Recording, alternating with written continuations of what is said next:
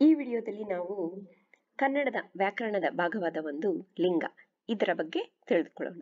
ನಿಮಗೆ ICSE ಕನ್ನಡ ಈ board exam ಅಲ್ಲಿ ಲಿಂಗ ಬದಲಿಸಿ ಅಥವಾ ಅನ್ಯಲಿಂಗ ರೂಪ ಇದರ ಬಗ್ಗೆ ಪ್ರಶ್ನೆಗಳನ್ನ ಕೇಳ್ತಾರೆ. ಸೊ 1 ಮಾರ್ಕ್ಸ್ ಇರುತ್ತೆ. ಇದು ತುಂಬಾನೇ ನಿಮಗೆ ಸುಲಭ ಇರುತ್ತೆ. ಅದಕ್ಕೆ ಇದನ್ನ ಕಲ್ತ್ಕೊಂಡ್ರೆ ಆ 1 ಮಾರ್ಕ್ಸ್ ತುಂಬಾ ಈಸಿ ಆಗಿ ಬರುತ್ತೆ ಗ್ರಾಮರ್ ಸೆಕ್ಷನ್ ಅಲ್ಲಿ. ಮತ್ತೆ ನಮ್ಮ ಈ ಚಾನೆಲ್ ಅಲ್ಲಿ ICSE ಕನ್ನಡ 9th ಮತ್ತೆ 10th ಅವರಿಗಿರುವ ಎಲ್ಲಾ ಕನ್ನಡದ ಪಾಠಗಳು ಅಂದ್ರೆ ಸಾಹಿತ್ಯ ಸಂಗಮ, ನಾಟ್ಯ ಮಯೂರಿ, ಹೂವಿ ಇದರಲ್ಲಿರುವ ಎಲ್ಲಾ ಪಾಠಗಳ ಎಕ್ಸ್ಪ್ಲನೇಷನ್ ಇದೆ. ಇಂಗ್ಲಿಷ್ ಎಕ್ಸ್ಪ್ಲನೇಷನ್ ವಿಡಿಯೋಸ್ ಇದೆ, ಮತ್ತೆ ಕ್ವಶನ್ ಆನ್ಸರ್ಸ್ ಆ ವಿಡಿಯೋಸ್ ಇದೆ ಪ್ರತಿಯೊಂದು ಚಾಪ್ಟರ್ಗೂ.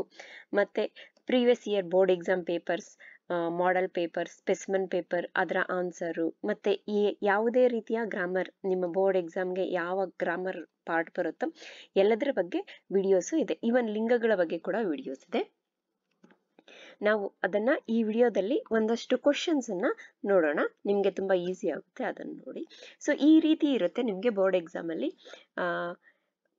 ಕ್ವಶನ್ ನಂಬರ್ 4 ಅಲ್ಲಿ ಇದು ಒಂದು ಪ್ರಶ್ನೆ ಈ ರೀತಿ ಒಂದು ಕೊಡ್ತಾರೆ. ಗುಣವಂತ ಈ ಪದದ ಅನ್ಯಲಿಂಗ ರೂಪ ಏನು? ಅನ್ಯಲಿಂಗ ಅಂದ್ರೆ ಇದರ ಬೇರೆ ಇನ್ನೊಂದು ಲಿಂಗ, ಅಂದ್ರೆ ಇದು ಪುಲ್ಲಿಂಗ.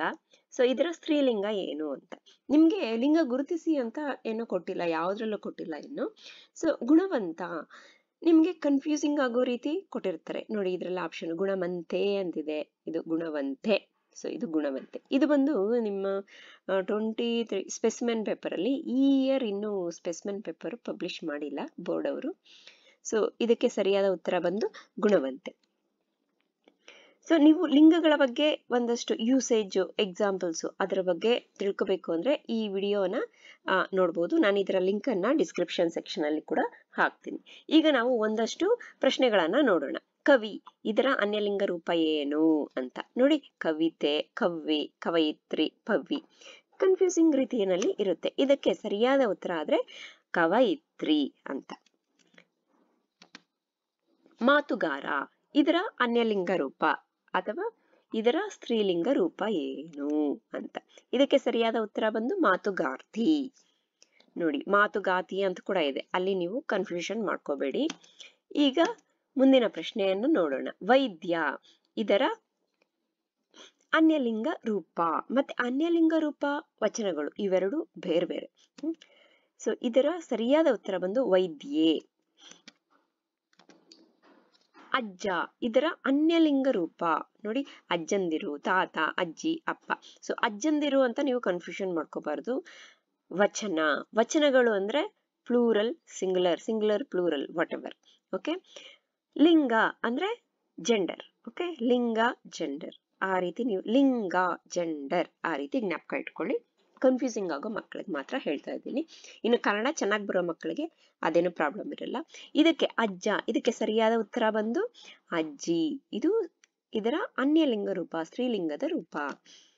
ಈಗ ಮುಂದಿನ ಪ್ರಶ್ನೆಯನ್ನು ನೋಡೋಣ. ನಟ ಇದರ ಅನ್ಯಲಿಂಗ ರೂಪ ಏನು? ಸರಿಯಾದ ಉತ್ತರ ಬಂದು ನಟಿ.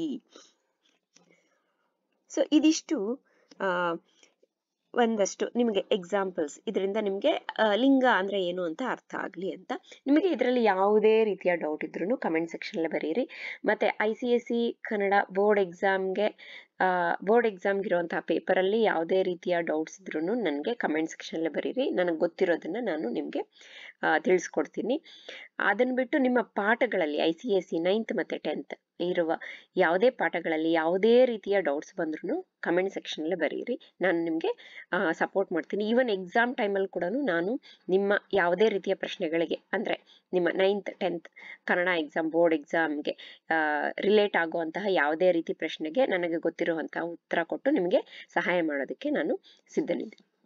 Okay, thank you.